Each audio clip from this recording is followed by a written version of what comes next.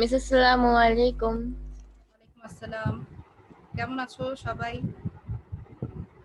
আলহামদুলিল্লাহ ভালো।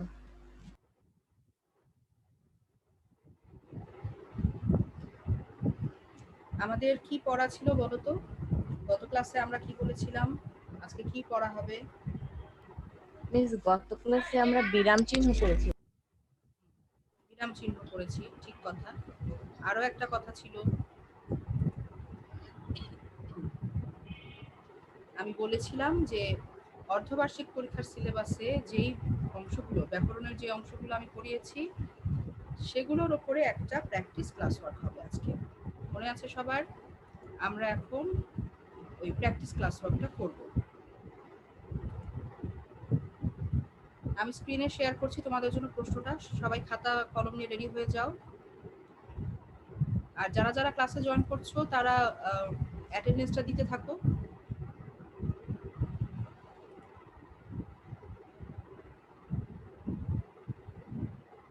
আসসালামু আলাইকুম মিস। ওয়ালাইকুম আসসালাম।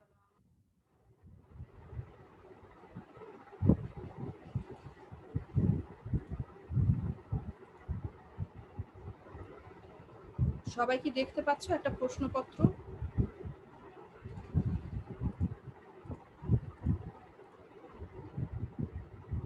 জি মিস।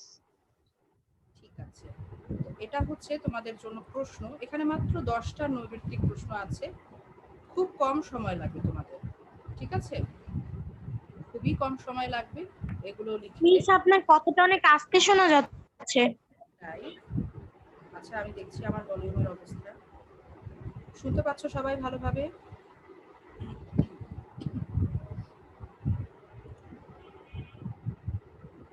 আচ্ছা, কি বলছিলাম আমি? হ্যাঁ, এখানে 10টা প্রশ্ন আছে মাত্র।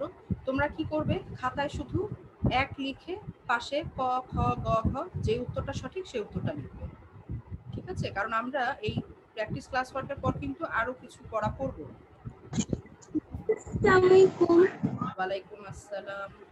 সবাই শুরু করে দাও। আমি কিন্তু একটু পর অন্য প্রশ্নে চলে যাব। এখানে 3 পর্যন্ত দেখা যাচ্ছে। ঝটপট লিখে ফেলো। লেখাগুলো কি স্পষ্ট নাকি আমি আরেকটু বড় করব?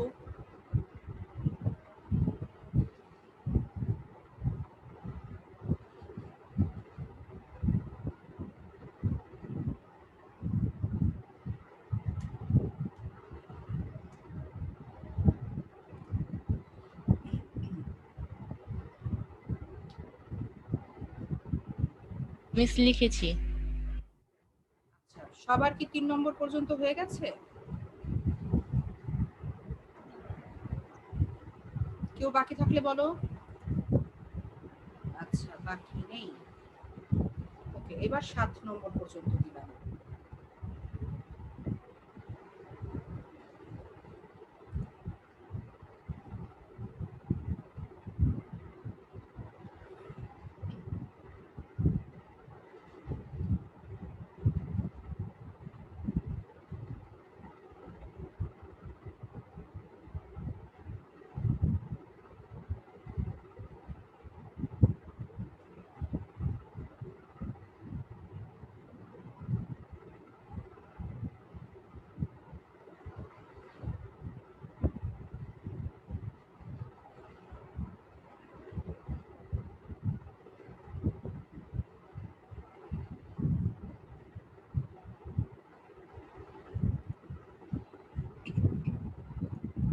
জি মিস, শেষ 7 পর্যন্ত।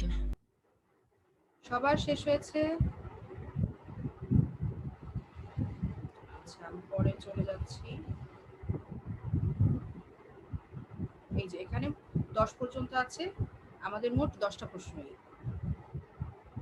ঝটপট করে ভালো দেখি।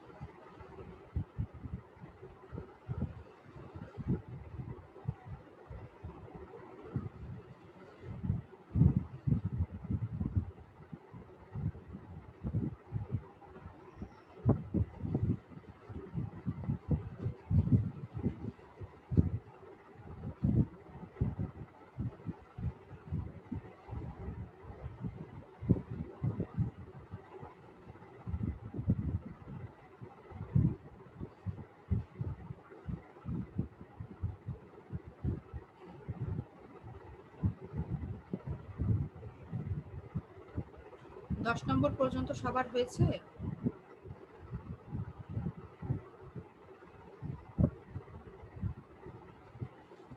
জি মিস। সবার শেষ? আচ্ছা, তাহলে এবার আমরা প্রশ্ন উত্তরে চলে যাই, দেখি কে কি লিখেছো। আচ্ছা, 1 নম্বর, কোন ভাষায় উচ্চারিত শব্দকে বিশ্লেষণ করলে পাওয়া যায় কি? বলো তো কোনটা হবে উত্তর? ধ্বনি। ধ্বনি। গুড। এরপরে 2 নাম্বার, বাংলা ভাষায় ব্যবহৃত ধ্বনিগুলো কয় প্রকার? 2 দুই প্রকার। প্রকার। গুড। 3 নম্বর, ব্যঞ্জন বর্ণের সংক্ষিপ্ত রূপকে বলে? ফলা। ফলা। ফলা। ফলা। 4, কতগুলো অর্থপূর্ণ শব্দ একত্রিত হয়ে বক্তার মনের সম্পূর্ণ ভাব প্রকাশ করলে তাকে বলে? বাক্য। বাক্য। ঠিক। 5, যে ক্রিয়ার কর্ম নেই তাকে বলে? অকর্মক্রিয়া। অকর্মক্রিয়া। অকর্মক্রিয়া। ঠিক। 6, শিক্ষক ছাত্রদের ব্যাকরণ পড়াচ্ছেন, এখানে পড়াচ্ছেন কোন ধরনের ক্রিয়া? প্রযোজক ক্রিয়া। প্রযোজক ক্রিয়া। সকর্মক্রিয়া।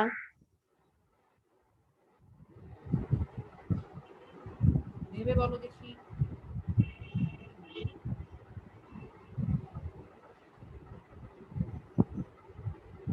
হয়নি, শুধু বললাম হয়নি, সঠিক উত্তরটা তোমরা খুঁজে বের করবে, ঠিক আছে?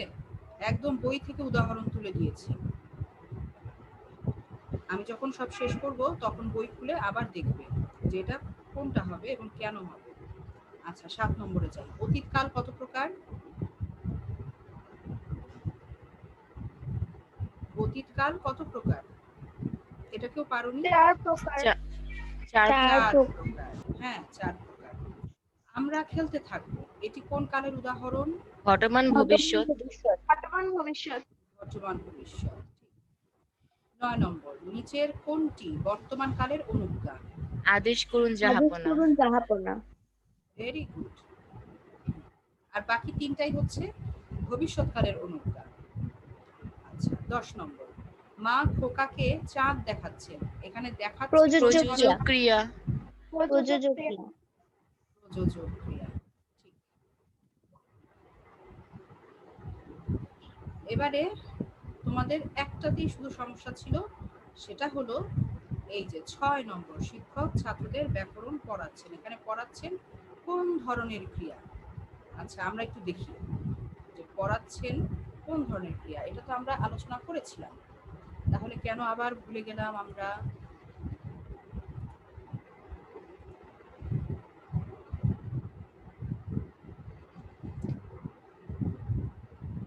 এটা তো 1 মিনিট।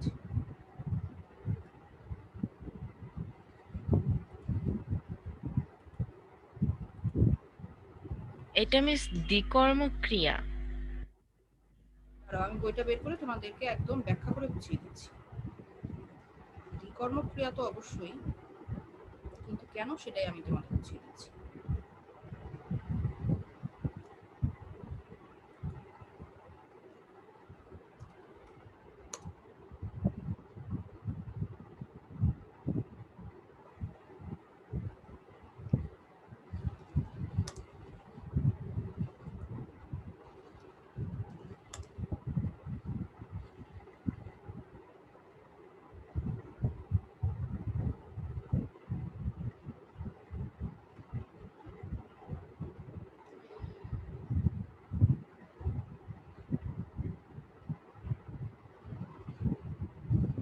এই দেখো, আমরা যে পড়েছিলাম দ্বিকর্ম ক্রিয়া, দ্বিকর্ম ক্রিয়ার সংজ্ঞাতে কি বলছে দেখো, যে ক্রিয়ার দুটি কর্ম থাকে তাকে দ্বিকর্ম ক্রিয়া বলে।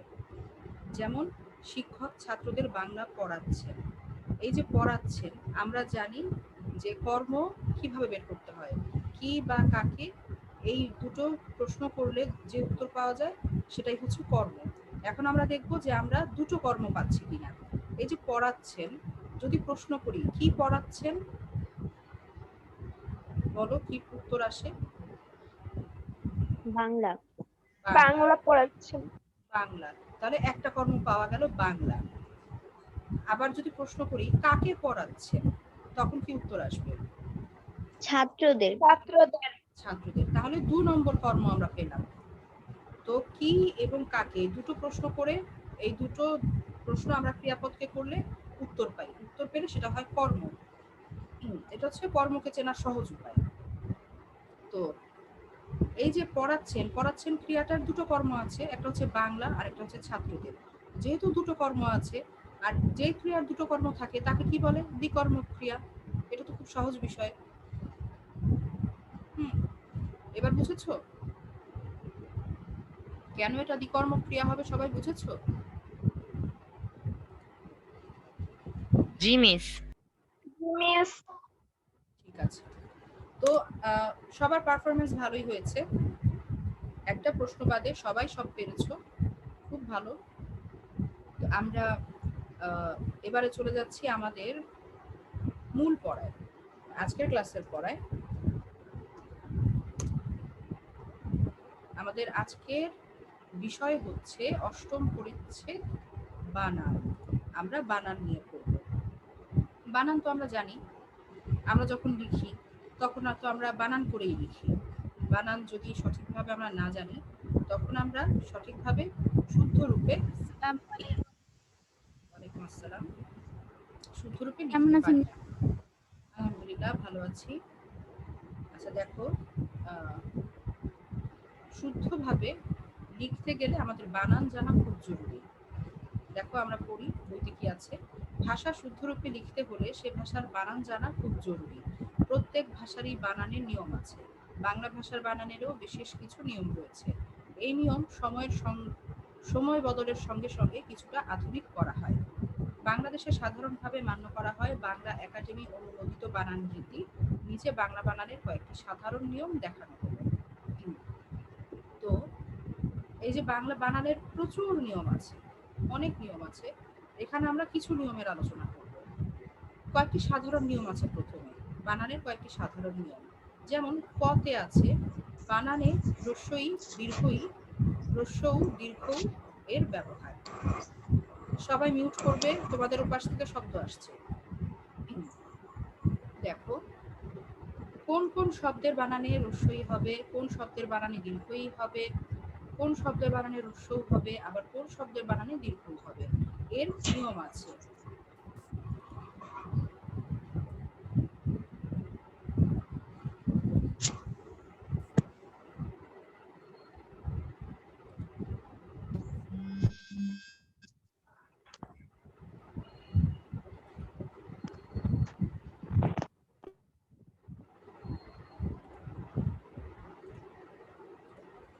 দেখো নিয়ম আছে, নিয়মগুলো কি? 1 নম্বর হচ্ছে যেসব তৎসম শব্দের বানানে হ্রস্ব ও দীর্ঘ উভয় স্বর, হ্রস্বই দীর্ঘই, হ্রস্বউ দীর্ঘউ, অভিধান সিদ্ধ সেক্ষেত্রে এবং অতৎসম, যেমন তদ্ভব দেশি বিদেশি মিশ্র শব্দের বানানে শুধু হ্রস্ব স্বর হবে। আমি তোমাদেরকে বলছি মিউট করতে।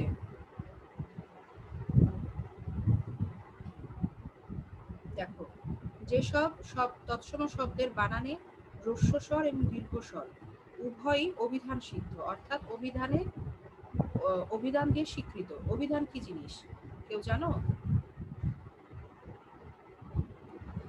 অভিধান হচ্ছে যেখানে একটি ভাষার সকল শব্দ অর্থ সহ একটু ব্যাখ্যা সহ লিপিবদ্ধ করা হয়। আমরা ইংরেজিতে চিনি সহকরি ডিকশনারি। ডিকশনারির বাংলাই হচ্ছে অভিধান। তো অভিধানে তো বানানের নিয়ম অনুসারে লেখা থাকে, অর্থগুলো লেখা থাকে তার পাশে। তোমরা সকলেই অভিধান দেখেছো। তো অভিধানের বানান দেখে দেখেই তো আমরা যখন আমাদের বানান নিয়ে কোনো সমস্যা হয় আমরা অভিধান দেখে বানানটা দেখে নিই। তো অভিধান থেকে আমরা সঠিক বানানটা চিনতে পারি, কোন শব্দের বানানটা কি হবে। তো যেসব শব্দের বানানে হ্রস্ব এবং দীর্ঘ উভয় স্বর, যেমন হ্রস্বই দীর্ঘই, হ্রস্বউ দীর্ঘই, এই দুটোই অভিধান সিদ্ধ, অর্থাৎ অভিধানে রয়েছে, অভিধান দ্বারা স্বীকৃত, সেই ক্ষেত্রে এবং আরেকটি ক্ষেত্রে অতৎসম শব্দের বানানে শুধু হ্রস্বই এবং হ্রস্বউ হবে, অর্থাৎ হ্রস্ব স্বর হবে। কি বুঝলাম আমরা? যেসব শব্দের বানানে দুঃখিত, যেসব শব্দের বানানে হ্রস্বস্বর এবং দীর্ঘস্বর দুটোই সঠিক এবং অতৎসম শব্দগুলোতে হ্রস্বস্বর ব্যবহৃত হবে, অর্থাৎ হ্রস্বস্বর কোনগুলো? হ্রস্ব ই এবং হ্রস্ব উ, এই দুটো ব্যবহৃত হবে। অতৎসম শব্দ কি? আমরা জানি যে বাংলা ভাষায় সংস্কৃত থেকে অনেক শব্দ এসেছে এবং সেই শব্দগুলো অবিকৃতভাবে ব্যবহৃত হচ্ছে, কোনো রকম পরিবর্তন হয়নি। যেমন চন্দ্র, ভবন, এই শব্দগুলো হচ্ছে তৎসম শব্দ। তো বাংলা ভাষায় যত শব্দ আছে সেগুলোকে 5 ভাগে ভাগ করা যায়। একটা হচ্ছে একটা হচ্ছে তৎসম শব্দ, অর্থাৎ সংস্কৃত থেকে এসেছে। আর বাকি যে 4টা আছে, অর্থাৎ তদ্ভব শব্দ, দেশি শব্দ, বিদেশি শব্দ এবং মিশ্র শব্দ, এই সবগুলো 4টা মিলে যতগুলো শব্দ সবাই হচ্ছে অতৎসম শব্দ। অর্থাৎ তৎসম শব্দ বাদে বাংলা ভাষায় যত শব্দ আছে সবই হচ্ছে অতৎসম শব্দ। সুতরাং আমরা বুঝলাম এখান থেকে যে যেসব তৎসম শব্দের বানানে হ্রস্বস্বর দীর্ঘস্বর দুটোই শুদ্ধ হবে, সেই ক্ষেত্রে হ্রস্বস্বর হবে এবং সকল অতৎসম শব্দের হ্রস্বস্বর হবে, অর্থাৎ হ্রস্বই এবং হ্রস্ব হবে। সবাই বুঝেছি নিয়মের বিশ্লেষণটা? একটু আমরা উদাহরণ দেখি। যেমন তৎসম শব্দে অঙ্গুরি, অটবি, আবির, আশিস, উষা, কিংবদন্তি, কুটির, গণ্ডি, গ্রন্থাবলী, চিৎকার, তরণী, দেশি, তরি, পদবী, বিদেশি, ভ্রু, শ্রেণী, সারণী, এই যে শব্দগুলো এগুলো হচ্ছে তৎসম শব্দ এবং এই শব্দগুলোতে হ্রস্ব এবং দীর্ঘ দুটো স্বরই সঠিক। যেহেতু দুটো বানানই সঠিক, সেই জন্য আমরা কোনটা লিখবো? হ্রস্ব স্বর দিয়ে লিখবো, অর্থাৎ হ্রস্বইকার দিব এবং হ্রস্ব উকার দিব, হ্রস্ব উ এবং হ্রস্ব ই এসব ব্যবহার করবো, অর্থাৎ সকল হ্রস্ব স্বর ব্যবহার করবো তৎসম শব্দ। এবার অতৎসম শব্দের উদাহরণ দেখো। অতৎসম শব্দগুলো আদমি, আপিল, আমিন, আলমারি, উকিল, উর্দু, কাজী, কারবারি, কারিগরি, কুমির, কেরানি, খ্রিস্ট, খ্রিস্টাব্দ, গরিব, গাজী, গাড়ি, গিন্নি, চাকরি, জরুরি, জানুয়ারি, ডিগ্রি, দরকারি, দাবি, দিঘি, ধুলো, নার্সারি, পড়শি, পদবী, বাড়ি, বাঁশি, বাঙালি, বেআইনি, ভুতুরে, মিস্ত্রি, মূলো, মেয়েলি, যিশু, রেশমি, লটারি, লাইব্রেরি, শাশুড়ি, শিকারি, সবজি, সরকারি, সুন্নি, হাজি, হিজড়ি। এই যে এতগুলো শব্দ আমি বললাম, সবগুলো শব্দ অতৎসম শব্দ।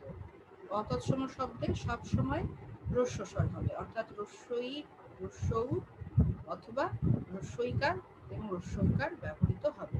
এখানে দেখো কোনো দীর্ঘস্বর নেই, কোনো দীর্ঘইকার, দীর্ঘ উকার বা দীর্ঘই, দীর্ঘ এসবের ব্যবহার নেই, কারণ এগুলো অতৎসম শব্দ। তৎসম শব্দ ছাড়া দীর্ঘস্বর ব্যবহৃত হয় না।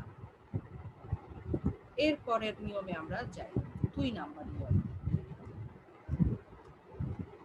দেখো, কয়েকটি স্ত্রীবাচক শব্দের শেষে দীর্ঘ ইকার হবে। যেমন অভিনেত্রী, কর্ত্রী, কল্যাণী, কিশোরী, গাভী, গুণবতী, চণ্ডী, চতুর্দশী, ছাত্রী, জননী, তরুণী, দাসী, দুঃখিনী, দেবী, নারী, পত্নী, পিশাচী, বিদুষী, বুদ্ধিমতী, মাতামহী, মানবী, যুবতী, লক্ষ্মী, শ্রীমতী, সতী, সরস্বতী, হরিণী, হৈমন্তী। এই যে শব্দগুলো, এগুলো প্রতিটি স্ত্রীবাচক শব্দ এবং এই স্ত্রীবাচক শব্দগুলোর শেষে দীর্ঘ ইকার হবে। এই শব্দগুলো মনে রাখবে, কারণ সঠিক বানান নির্বাচন করতে হলে তোমাদের এই অবশ্যই বানানগুলো শেখা থাকতে হবে। এরপরে 3 নম্বর দেখো, ভাষা ও জাতির নামের শেষে হ্রস্ব ইকার হবে। কি বলেছে এখানে? ভাষা ও জাতির নামের শেষে হ্রস্ব ইকার হবে। যেমন আফগানি, আরবি, ইংরেজি, ইরাকি, ইরানি, ইহুদি, কাশ্মীরি, জাপানি, তুর্কি, নেপালি, পাকিস্তানি, পাঞ্জাবি, ফরাসি, বাঙালি, সাঁওতালি, সিন্ধি, হিন্দু। দেখো এখানে কিছু জাতির নাম আছে, কিছু ভাষার নাম আছে। এই যে ভাষা এবং জাতির নামগুলো, এই নামের শেষে হ্রস্বইকার হবে। সবার মনে থাকবে। এই যে দেখো বাঙালি, আমরা বাঙালি জাতি, এটা একটা জাতির নাম।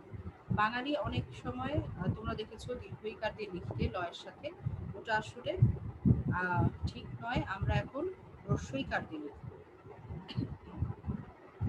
আবার দেখো এই যে একটা ইংরেজি, আরবি, এই দুটো কি ভাষার নাম। তো ভাষার নামের শেষেও আমরা জানি হ্রস্বইকার হবে।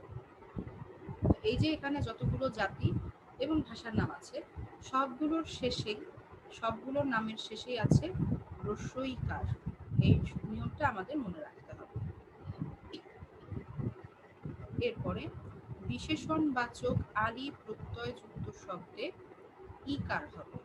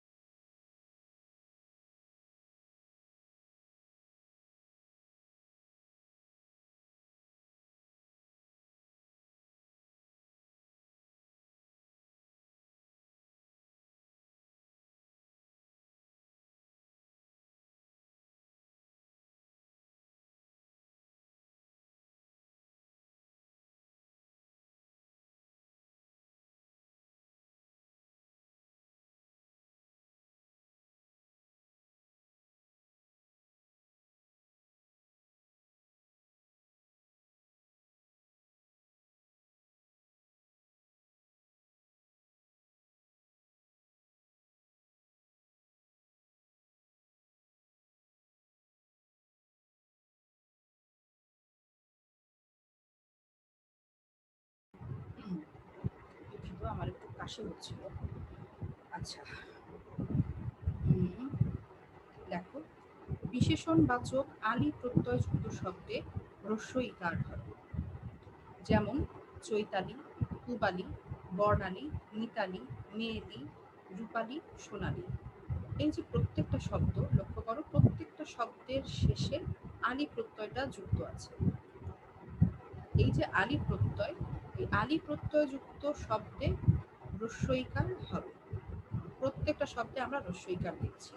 চৈতালি, পূবালি, বর্ণালী, মিতালি, মেয়েলি, রূপালী, সোনালী। এটা আমাদের মনে রাখতে হবে যে বিশেষণবাচক আলি প্রত্যয়। বিশেষণবাচক কেন বলা হচ্ছে? কারণ এই আলি প্রত্যয়টা যুক্ত হয়ে ওটা শব্দটা বিশেষণবাচক হয়ে উঠছে, অর্থাৎ বিশেষণের অর্থ প্রকাশ করছে।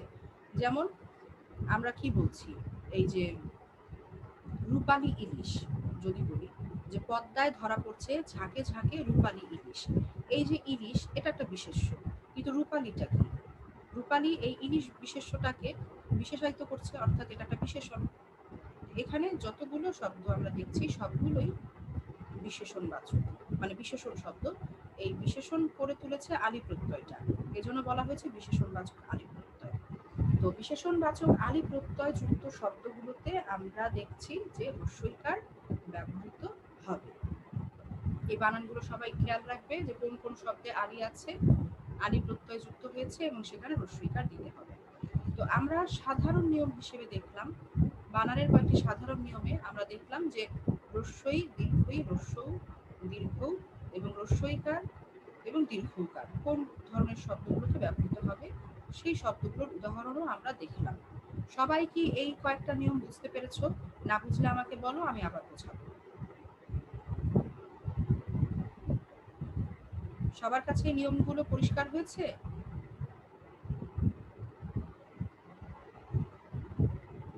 আমার কথা কি শুনতে পাচ্ছো সবাই?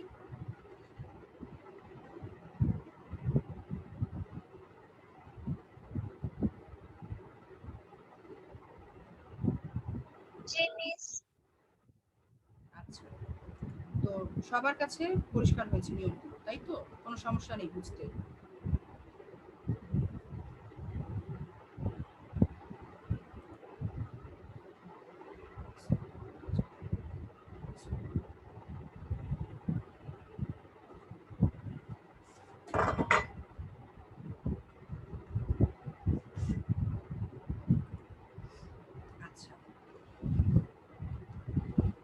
এবারে আমরা পরের নিয়মটা দেখব। এরপরে কি আছে, খ হচ্ছে বানানে ও এর ব্যবহার। কোথায় ও হবে, কোথায় ওকার হবে, সেটাই আমরা এখন দেখব। যেমন 1 নম্বর দেখো, ক্রিয়াপদের বানানে পদান্তে ওকার অপরিহার্য নয়। পদান্তে মানে কি, পদের অন্তে বা শেষে। তো ক্রিয়াপদ যখন হবে, সেই ক্রিয়াপদের বানানে ওই পদের শেষে বা পদান্তে ওকার অপরিহার্য নয়, অর্থাৎ ওকার অবশ্যই দিতে হবে এরকম নয়, ওকার ছাড়াই আমরা লিখতে পারবো। যেমন আনবো, পড়তো, খেলবো, চলবো, দেখতো, ধরবো, নাচবো, করবো, বলতো, মরবো, মরাবো, এটা সম্ভবত মারবো হবে, লড়বো, লিখবো। এই যে শব্দগুলো সবগুলোই ক্রিয়াপদ, এবং এই ক্রিয়াপদগুলোর শেষে আমরা ওকার দিব না। ঠিক আছে, এটা হচ্ছে প্রথম নিয়ম। তারপরের নিয়ম হচ্ছে 2, বর্তমান অনুজ্ঞার সামান্য রূপে পদান্তে ওকার প্রদান করা যায়। বর্তমান অনুজ্ঞার সামান্য রূপে পদান্তে ওকার প্রদান করা যায়। আমরা অনুজ্ঞা পড়েছি, বর্তমান অনুজ্ঞা, ভবিষ্যৎ অনুজ্ঞা। তো বর্তমান যে অনুজ্ঞাগুলো, সেগুলোর পদের শেষে অর্থাৎ পদান্তে ওকার দেওয়া যাবে যদি অনুজ্ঞা হয়, এবং সেটা বর্তমান অনুজ্ঞা হতে হবে। তো দেখো বর্তমান অনুজ্ঞাগুলো কি কি: আনো, করো, খেলো, চলো, দেখো, ধরো, নাচো, পড়ো, বলো, মারো, লড়ো, লেখো। এই যে শব্দগুলো সবগুলোই বর্তমান অনুজ্ঞা, একটাও কিন্তু ভবিষ্যৎ অনুজ্ঞা নয়। তো বর্তমান অনুজ্ঞায় আমরা পদের শেষে ওকার প্রদান করব। এখানে দেখো আনো, করো, খেলো, বলো, চলো, দেখো, যতগুলো অনুজ্ঞা আছে সবগুলোর শেষেই আমরা কি করছি, ওকার দিব। এরপরে 3, আনো প্রত্যয়ান্ত শব্দের শেষে ওকার হবে। কি বলেছে, আনো প্রত্যয়ান্ত শব্দের শেষে ওকার হবে, অর্থাৎ যেই শব্দগুলোর শেষ প্রত্যয়ান্ত মানে যেই প্রত্যয় দিয়ে অন্ত হচ্ছে, আনো প্রত্যয়, আনো প্রত্যয় শেষে আছে এমন শব্দগুলো শেষে ওকার হবে। যেমন পড়ানো, এখানেও আছে কর যোগ আনো, পড়ানো। খাওয়ানো, ঠ্যাঙানো, দেখানো, নামানো, পাঠানো, নামানো, পাঠানো, শোয়ানো। এই যে শব্দগুলো সবগুলোর শেষেই কি আছে, আনো প্রত্যয় আছে। লক্ষ্য করলেই বুঝবে, এই দেখো সবগুলোর শেষে আনো। তো আনো প্রত্যয়ের যে শব্দগুলো, আনো প্রত্যয় দিয়ে যে শব্দগুলো তৈরি হবে, সেই শব্দগুলোর শেষে ওকার হবে। এই যে পড়ানো, খাওয়ানো, ঠেঙানো, সবখানে নয় ওকার আছে, দন্ত নয়ের সাথে ওকার। তো আমরা যখনই দেখবো কোনো শব্দ যেখানে আনো প্রত্যয়ান্ত শব্দ, সেই শব্দগুলোর শেষে আমরা ওকার দিব। এরপরে 4 নম্বর, 4 নম্বরে বলা হচ্ছে অর্থ বা উচ্চারণ বিভ্রান্তির সুযোগ থাকলে কিছু বিশেষ্য, বিশেষণ ও অব্যয় শব্দে ওকার দেওয়া আবশ্যক। অর্থ বা উচ্চারণ, কোনো শব্দে যদি এই ওকার দেওয়া না দেওয়ার কারণে অর্থে বিভ্রান্তি হয় বা উচ্চারণের বিভ্রান্তি হওয়ার সুযোগ থাকে, সম্ভাবনা থাকে, সেই ক্ষেত্রে কিছু কিছু বিশেষ্য, বিশেষণ এবং অব্যয় পদে ওকার দেওয়া আবশ্যক, অর্থাৎ ওকার দিতে হবে। যেমন প্রথম উদাহরণ দেখো, কাল, এর অর্থ হচ্ছে সময়। আর কালো, কালো শব্দের অর্থ হচ্ছে কৃষ্ণবর্ণ। তো এই যে কাল এবং কালো, আমরা যদি এই কালো শব্দটিকে ওকার ছাড়া লিখি, তখন এটা কালো অর্থে নাকি সময় অর্থে, এটা তো আমরা বুঝতে পারবো না। আমাদের অর্থের বিভ্রান্তি হবে, উচ্চারণেরও বিভ্রান্তি হবে। কারণ সময় অর্থে যেটা, তার অর্থ হচ্ছে, তার উচ্চারণ হচ্ছে কাল। আর কৃষ্ণ বর্ণ অর্থ যেটা, তার উচ্চারণ হচ্ছে কালো, একটা ও আছে শেষে। তো এই অর্থ বিভ্রান্তি বা উচ্চারণ বিভ্রান্তি এড়ানোর জন্য এই ধরনের কিছু বিশেষ্য, বিশেষণ বা অব্যয় পদ আছে, যার শেষে ওকার আমাদের দিতেই হবে। যেমন কাল আর কালো। কাল অর্থ সময়, কালো অর্থ কৃষ্ণবর্ণ। এর পরের উদাহরণ দেখো, কোন। কোন শব্দটা ব্যবহার হয় কি, কে, কোনটি এইসব ক্ষেত্রে, এইসব অর্থে। যেমন কোন ছেলেটি কোন ছেলেটি দৌড়ে প্রথম হয়েছে। এখানে কোন, কোনো ওকার থাকবে না, কোন। আবার কোনো, আরেকটা আছে কোনো, যার অর্থ হচ্ছে বহুর মধ্যে এক। যেমন কোনো একজন এই বইটি আজ পুরস্কার পাবে। এই যে কোনো, কোনো হচ্ছে কেউ এক, যে কেউ, অনেকের মধ্যে একজন, বহুর মধ্যে এক। কোনো একটি বইতে আমি এই কবিতাটি পড়েছিলাম। কোন বইতে মনে নেই, কোনো একটি বই। তো এই যে কোন এবং কোনো, এটা যদি আমরা ওকার ছাড়া লিখি তখন আমরা বুঝতে পারবো না এটা কোন অর্থে, কোন অর্থে নাকি কোনো অর্থে। কোন এবং কোনো, এ কারণেই একটা ওকার দিয়ে পার্থক্যটা করতে হবে, না হলে আমাদের অর্থের বিভ্রান্তি ঘটবে, উচ্চারণেও বিভ্রান্তি ঘটবে। এরপর আছে ভাল এবং ভালো। ভাল অর্থ হচ্ছে কপাল, ভাল অর্থ হচ্ছে কপাল, আর ভালো অর্থ হচ্ছে উত্তম।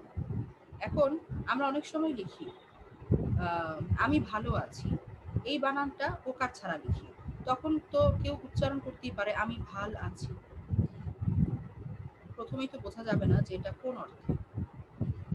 এই কারণে এই ধরনের অর্থ বিভ্রান্তি বা উচ্চারণ বিভ্রান্তি এড়ানোর জন্য আমরা ভাল এবং ভালো এই দুটো পার্থক্য করে দিব ওকার ব্যবহারের মাধ্যমে। যদি ওকার দেখি তখন বুঝবো এটা উত্তম, আবার যদি ওকার না দেখি তখন আমরা বুঝবো যে এটা হচ্ছে ভাল, এবং এই ভাল অর্থ হবে কপাল। এই দেখো একটা ওকারের জন্য অর্থ পাল্টে যাবে। একটা ওকার যদি থাকে সেটার উচ্চারণ হবে ভালো, অর্থ হবে উত্তম, আর ওকারটা যদি না দেই তখন হয়ে যাবে ভাল, অর্থ হবে কপাল। এই একই ব্যাপার বাকি শব্দগুলিতেও। ওকার না থাকলে কাল হয়ে যাবে সময়, ওকার না থাকলে কাল হবে সময়, আর ওকার থাকলে হয়ে যাবে কৃষ্ণবর্ণ। ওকার না থাকলে কোন হয়ে যাবে কোনটি বা কে অর্থে, আর ওকার যদি নেই তখন হয়ে যাবে বহুর মধ্যে এক, কোনো এই অর্থে। ঠিক আছে, আমরা এই দুটো বিষয় পড়লাম। প্রথম বিষয়টা কি, যে বানানের কয়েকটি সাধারণ নিয়ম, কোথায় রস্যই দীর্ঘই এবং রস্য দীর্ঘ বা এদের কার চিহ্ন ব্যবহৃত হবে তার কয়েকটা নিয়ম আছে, একটা দুইটা তিন চার, চারটি নিয়ম। চারটি নিয়ম ভালোভাবে শিখবে। এরপরে আমরা সাধারণ নিয়মের খ অংশে দেখেছি বানানে ও এর ব্যবহার, কোথায় ও অবশ্যই বসবে, কোথায় ও বসানো যাবে না। এইখানে আমরা দেখেছি আরো চারটি নিয়ম। তো এই চারটি নিয়মও খুব ভালোভাবে শিখবে। আশা করি আজকের আলোচনা থেকে সবাই বুঝতে পেরেছো। আগামী ক্লাসে আমরা বাকি নিয়ম নিয়ে আলোচনা করব। তো সবাইকে অ্যাটেন্ডেন্স দিয়েছো? কেউ কি বাকি আছো? আচ্ছা, বাকি নেই। তো কারোর কি কোনো প্রশ্ন আছে, কোথাও বুঝতে পারোনি এমন কিছু আছে, কোনো নিয়ম বুঝতে পারোনি, নো মিস। বানানের কোনো নিয়ম? না মিস। ঠিক আছে, তো বাসায় তো অবশ্যই আবার করবে। তোমাদের পড়া এইটুকু, গত ক্লাসে পড়িয়েছি বিরাম চিহ্ন, সেটা পড়া থাকবে, সাথে আজকের পড়াটা যুক্ত হচ্ছে বানানের নিয়ম। দুটো সাধারণ নিয়ম আমরা পড়লাম। তো এই দুটো নিয়ম পড়বে, এবং যদি কোনো সমস্যা থাকে বুঝতে গিয়ে সেই সমস্যাগুলো দাগ দিয়ে রাখবে, আগামী ক্লাসে আমাকে জিজ্ঞাসা করবে। তো আমাদের আজকের ক্লাসের সময় প্রায় শেষ। অ্যাটেন্ডেন্স সবাই দিয়েছো? কেউ বাকি থাকলে বলো, আমি ক্লোজ করে দিব।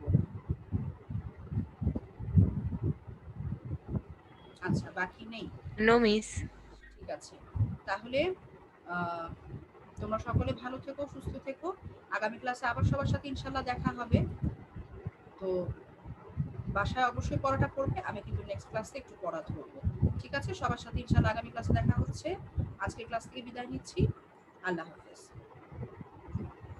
মিস আসসালামু আলাইকুম। ওয়ালাইকুম আসসালাম। আসসালামু আলাইকুম। ওয়ালাইকুম আসসালাম।